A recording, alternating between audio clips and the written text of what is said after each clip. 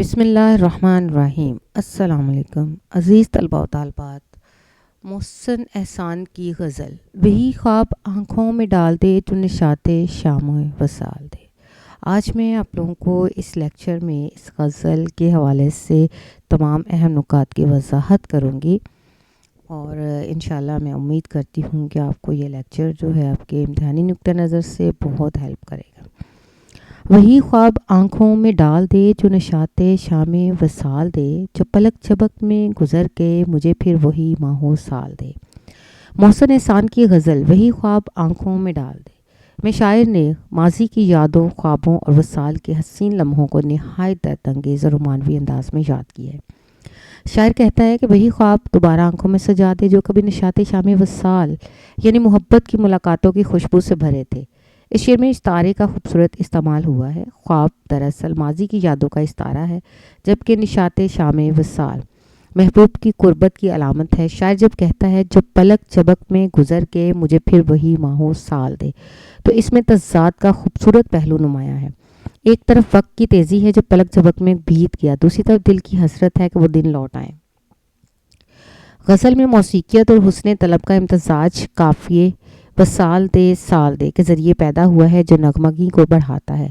محسن احسان کا یہ کلام قاری کے دل میں محبت اور ماضی کی کسک کو جگا دیتا ہے، بالکل اسی طرح جیسے فیض احمد فیض نے کہا تھا، گلوں میں رنگ بھرے باد نو بہار چلے، چلے بیاؤ کہ گلشن کا کاروبار چلے۔ یہ تمام اشعار اسی احساس سے جڑے ہیں کہ وقت تو بیت جاتا ہے مگر یادیں ہمیشہ دل کے آس پاس رہتی ہیں۔ یہ محسن احسان نے نہ صرف محبت کی نرمی بلکہ وقت کی بے رحمی کو بھی علامتی انداز میں پیش کیا ہے، اور یہی اس غزل کا ادبی حسن ہے جہاں احساس، موسیقیت، استعارہ، رومانویت ایک ساتھ جلوہ گر ہیں۔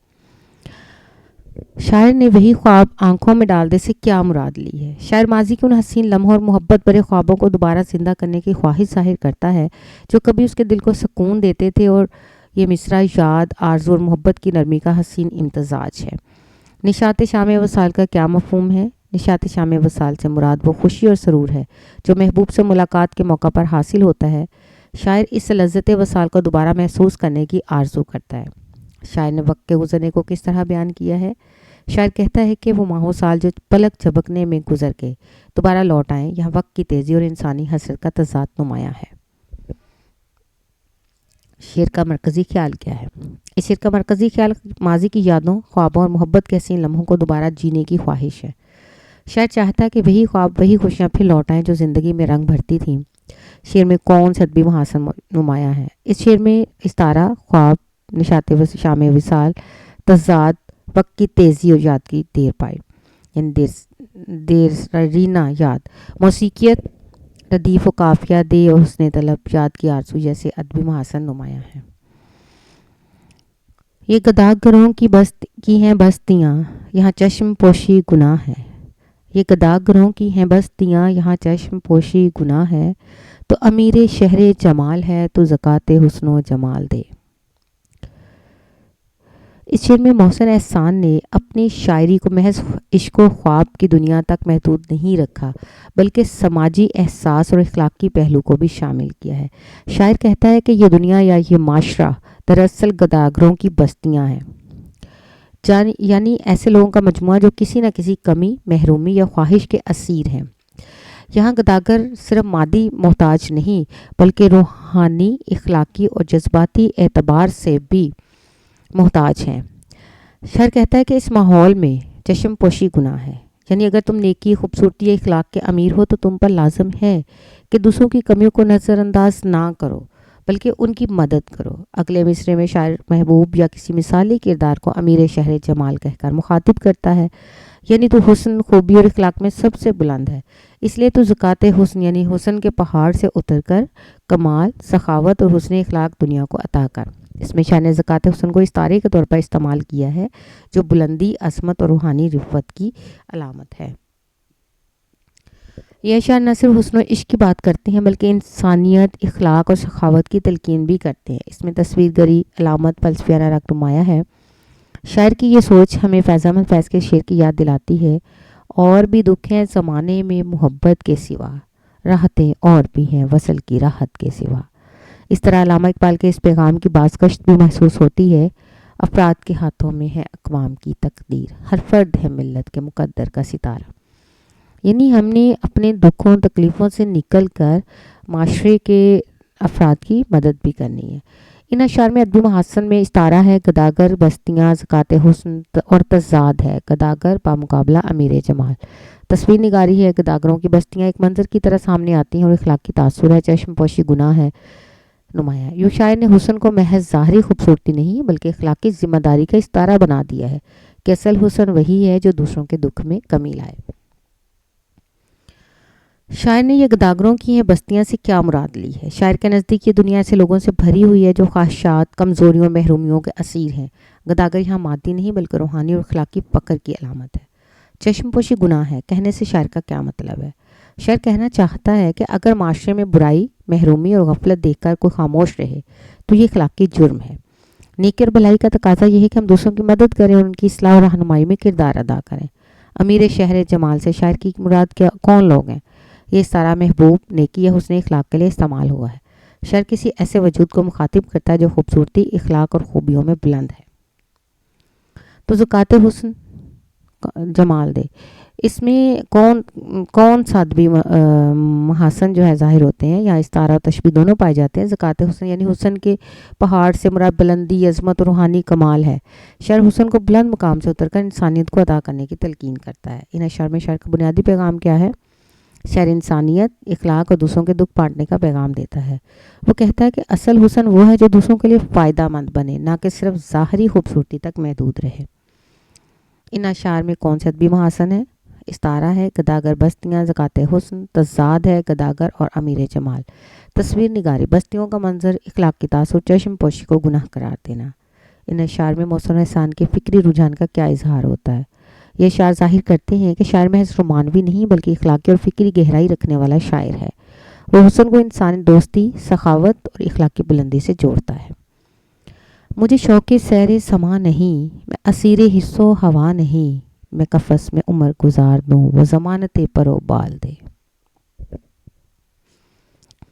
اس شعر میں محسن احسان نے روحانی آزادی، قناعت اور دنیاوی لالچ سے بے نیازی کے جذبے کو نہایت گہرے اور علامتی انداز میں بیان کیا ہے۔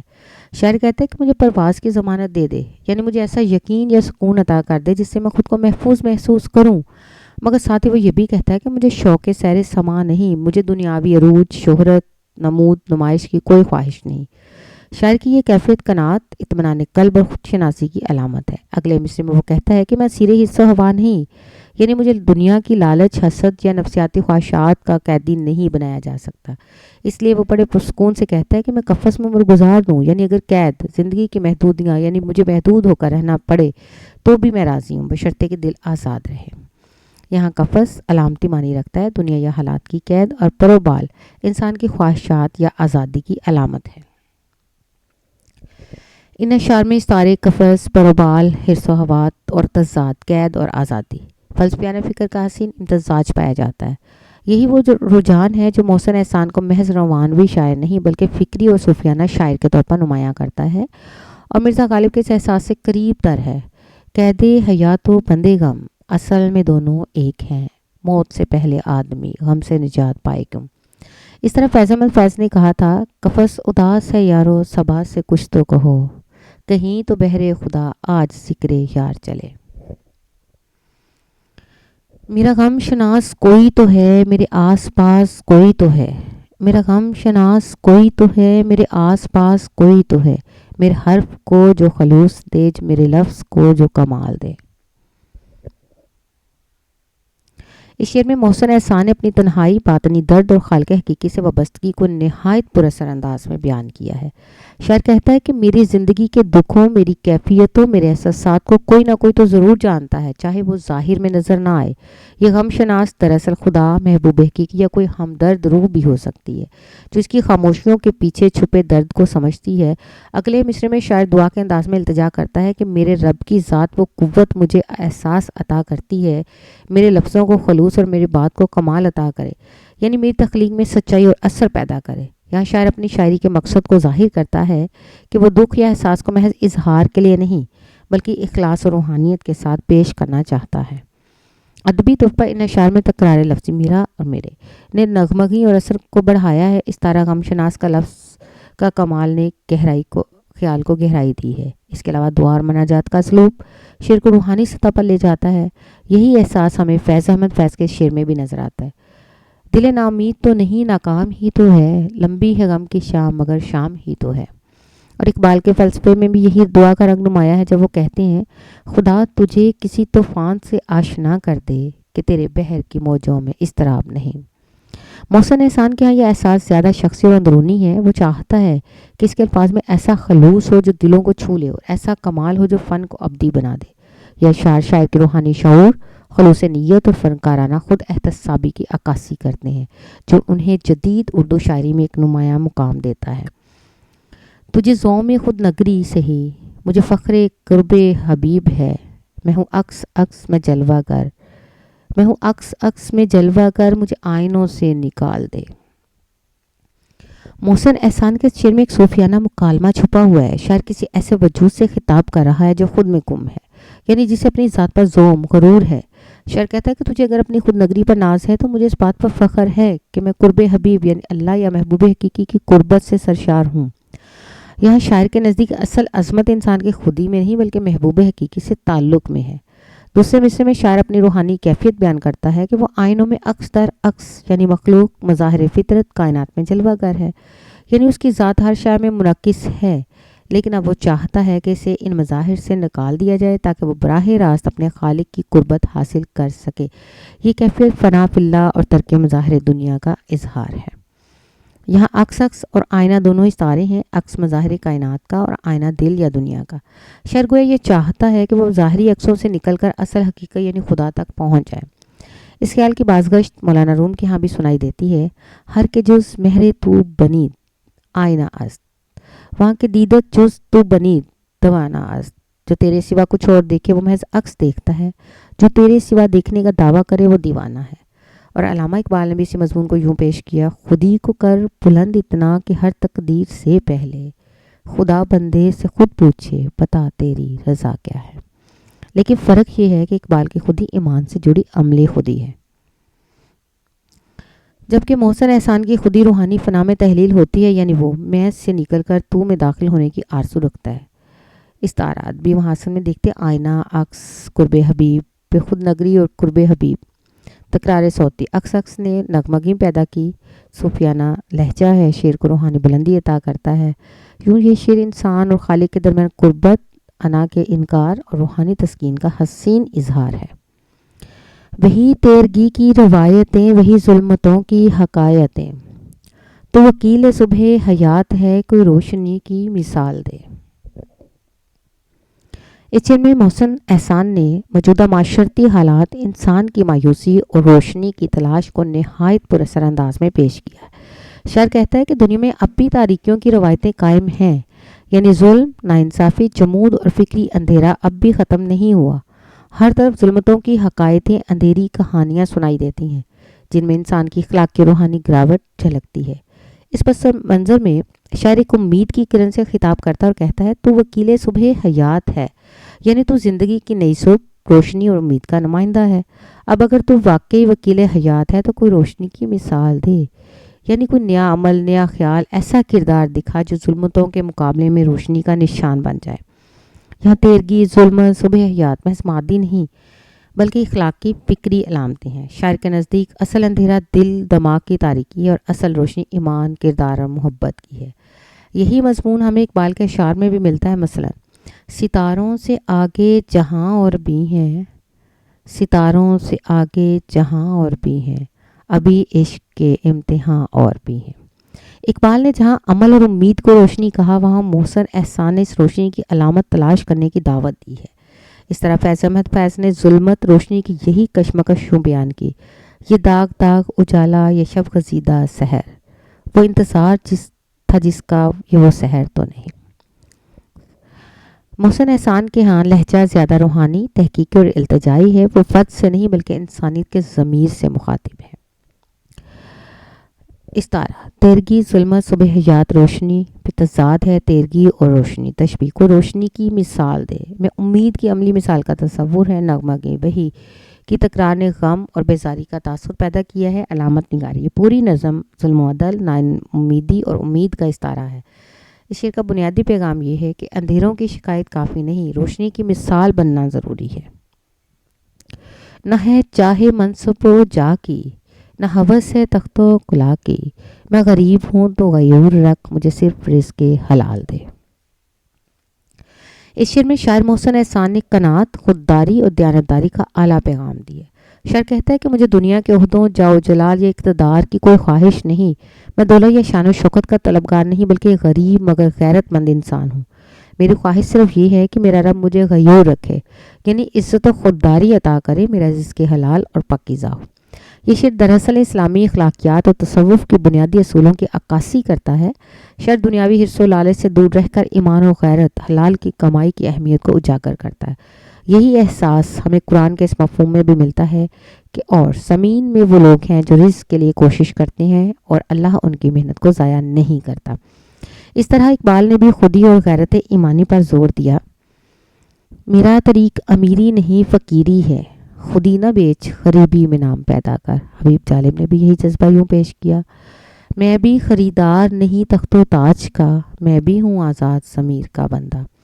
یہاں محسن احسان کا لہجہ زیادہ روحانی اور دعا کے رنگ میں ہے۔ وہ دنیا سے بے نیازی اور خدا سے قرب کی التجا کرتا ہے۔ ادبی طور پر شعر میں تضاد، منصب و جا، غربت، غریبی، تخت و کلا دنیاوی شان و شوکت کی علامت ہے۔ تکرار صوتی ہے کی آواز نے نرمی اور دعا کا احساس پیدا کیا ہے۔ حسن طلب آخری مصرع دعا کی صورت میں ہے جس نے شعر کو روحانیت سے بھر دیا۔ شعر کا بنیادی پیغام یہ ہے کہ عزت، غیرت اور رزق حلال اقتدار اور دولت سے زیادہ قیمتی ہے۔ میرے سوچ میں نئے موسموں کی شگفتگی کی شمیم ہو، میں اسیر فکر قدیم ہوں، مجھے تازگی خیال دے۔ اس شعر میں شاعر محسن احسان نے جدت فکر اور تجدید احساس کا پیغام دیا ہے۔ شاعر کہتا ہے کہ میری سوچ میں نئے موسموں کی شگفتگی کی خوشبو ہو، یعنی ایسا تازہ پن، امید اور زندگی کا احساس جو بدلتے وقت کے ساتھ ہم آہنگ ہو، مگر وہ اعتراف بھی کرتا ہے کہ وہ ابھی تک پرانے خیالات کا قیدی، اسیر فکر قدیم ہے، یعنی روایتوں، جامع سوچ یا ماضی کے جمود میں گرفتار ہے۔ اس لیے وہ اپنے خالق یا ضمیر بیدار سے التجا کرتا ہے کہ اسے تازگی خیال عطا کرے، یعنی نیا ویژن، نئی بصیرت، نئی فکری توانائی۔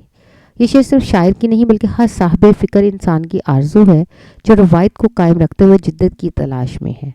یہاں نئے موسموں کی شگفتگی ایک خوبصورت استعارہ ہے زندگی، امید، تخلیق اور فکری بیداری کے لیے، جبکہ فکر قدیم ماضی پرستی، تقلید اور جمود کی علامت ہے۔ یہی مضمون اقبال کے فلسفہ خودی و اجتہاد پہ بھی جھلکتا ہے، جہاں وہ فرماتے ہیں پرانی راہوں کے خوگر ہیں ہم، بدل کے چلیں راستے کوئی۔ اس طرح فیض احمد فیض نے بھی زمانے کی تبدیلی کے ساتھ فکری تازگی کی آرزو یوں بیان کی۔ نئے خواب آنکھوں میں لے کے آئے ہیں ہم، پرانے دکھوں سے نجات لے کے آئے ہیں ہم۔ استعارہ ہے نئے موسم، شگفتگی کی شمیم، فکر قدیم، تازگی خیال۔ تضاد قدیم اور تازگی، تکرار صوتی، شین اور خے کی آوازوں نے نغمگی اور گہرائی پیدا کی۔ حسن طلب دعا اور التجا کا رنگ، تصویر نگاری نئے موسموں کی خوشبو کا منظر کاری کے ذہن میں تازگی پیدا کرتا ہے۔ شاعر کا بنیادی پیغام یہ ہے کہ انسان کو روایت کی بنیاد پر کھڑا رہنا چاہیے، مگر سوچ اور خیال میں ہمیشہ تازگی، جدت اور وسعت ہونی چاہیے۔ ہے دعائے محسن بے نوا کے نگار شعر کو ہو عطا، وہ چمک جو تابش مہر دے، وہ مہک جو نافع غزال دے۔ یہ شعر محسن احسان کی غزل کا اختتامی اور دعائیہ شعر ہے جو ان کے فکر اور فن کی روح کو سمیٹے ہوئے ہے۔ شاعر اپنی عاجزی کے ساتھ خود کو محسن بے نوا کہتا ہے، یعنی ایک ایسا فنکار جو دنیاوی اعتبار سے غریب اور عاجز ہے مگر روحانی طور پر غنی ہے۔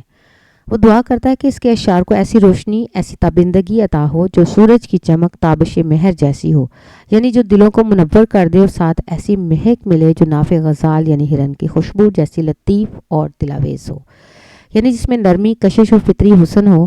یہ دراصل شاعر کی فنی دعا ہے۔ وہ چاہتا ہے کہ اس کے کلام حسن بیان، خلوص اور تاثر ایسے ہو کہ قاری کے دل پر نقش چھوڑ جائیں۔ یہی کیفیت علامہ اقبال کی دعا سے ملتی جلتی ہے، جہاں وہ فرماتے ہیں خدایا آرزو میری یہی ہے، میرا نور بصیرت عام کر دے۔ اس طرح میر نے بھی فن کی سچائی کو خلوص سے جوڑا۔ میر کیا سادہ ہیں، بیمار ہوئے جس کے سبب اسی عطار کے لونڈے سے دعا لیتے ہیں، محسن احسان کے یہاں یہ فن کے تقدس اور روحانیت سخن کی مثال ہے۔ وہ شعر کو محض الفاظ کا کھیل نہیں سمجھتے بلکہ اسے ایک نورانی فریضہ مانتے ہیں جو انسانوں کے دلوں کو بدل سکتا ہے۔